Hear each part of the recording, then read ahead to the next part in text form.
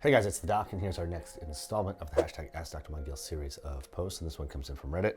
And the question is, am I aging prematurely? I'm a 23-year-old female, and I've started an anti-aging skincare routine. I've noticed very faint lines where my forehead crease and where my cheeks crease when I smile.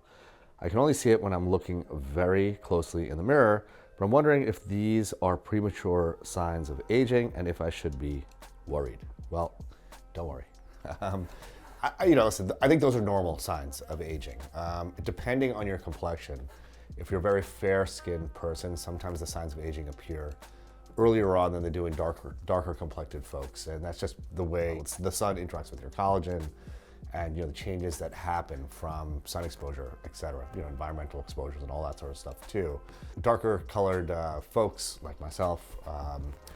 The aging process is delayed a little bit just because our natural melanin protects us against a lot of the effects of the sun. So it sounds like, you're in your early 20s. If you're a fair-skinned person, these are all like normal things, these subtle little lines that you're noticing, particularly dynamic lines when you're moving your face. So when you're smiling or you're kind of creasing your forehead, it's all normal stuff. So your anti-aging routine is important, and a big part of that should be wearing a titanium or zinc-containing SPF 30 sunscreen every morning.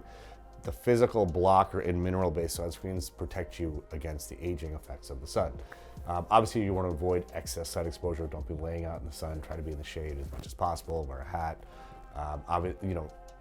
All of us are exposed to sun. We can't avoid it, like if we're playing sports outside or swimming, wherever the case may be. But you should really try to limit those times and then seek shade and wear sun protection, etc. in times when you can.